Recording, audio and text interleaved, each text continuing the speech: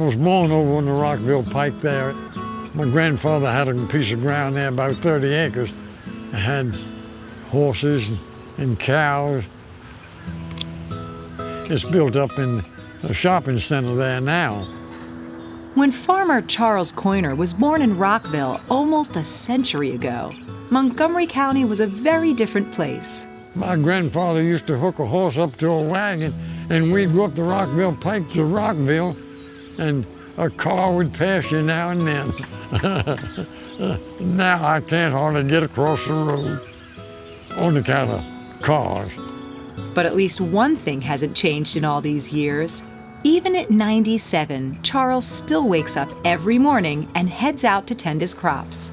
Tomatoes, kale, and then I have some flowers here. And I just enjoy raising a lot of the different things. Now these peppers, man, it's oodles of them in there, you know what I mean? This year has been my best year on peppers that I've had for a long time.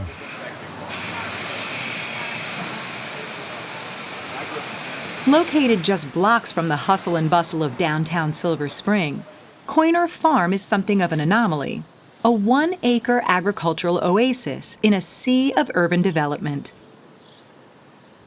Charles has been farming here since the early 1980s, when he bought up the 4 lots adjoining his wife's family home.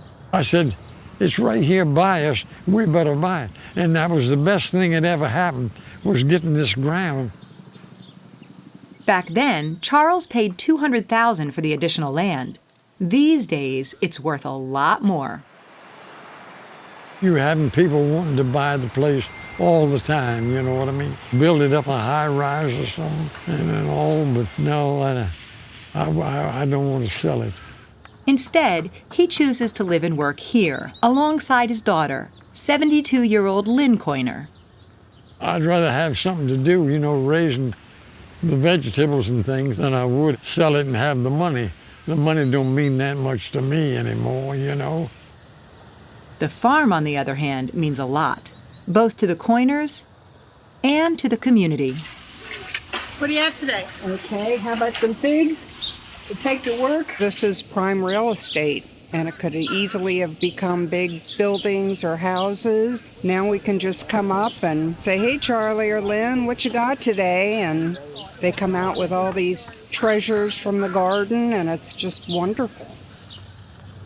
But as both Charles and Lynn grow older, managing the farm has become harder and harder. Luckily, they have help.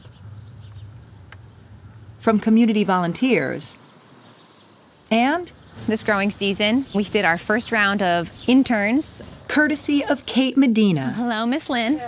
Community resident and founder of the Charles Koiner Center for Urban Farming, a nonprofit that operates in association with the farm. We host a bunch of field trips here at the farm. We have picnics and talks for the neighborhood, and we aspire to recreate this model so that other people can understand the benefits that come from having a small farm right in your neighborhood. They also organize internships, which for the Koiners have been a godsend. I'm blessed to have the help because I can use it. But if you ask Kate, it's the community that really reaps the rewards.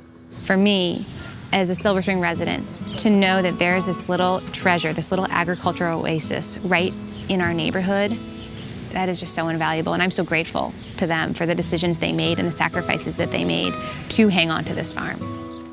Of course, the Koiners won't be around forever. I'm an only child. I have no heirs. I just have cats and this farm.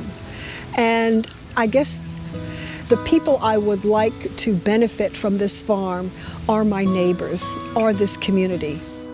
Which is why Lynn and Kate are working to preserve the property under easement with the Maryland Environmental Trust, a measure that will ensure it remains in agriculture no matter who owns the land. I've told the county council, I said, I believe in reincarnation, and when I come back in 500 years, this farm better be here.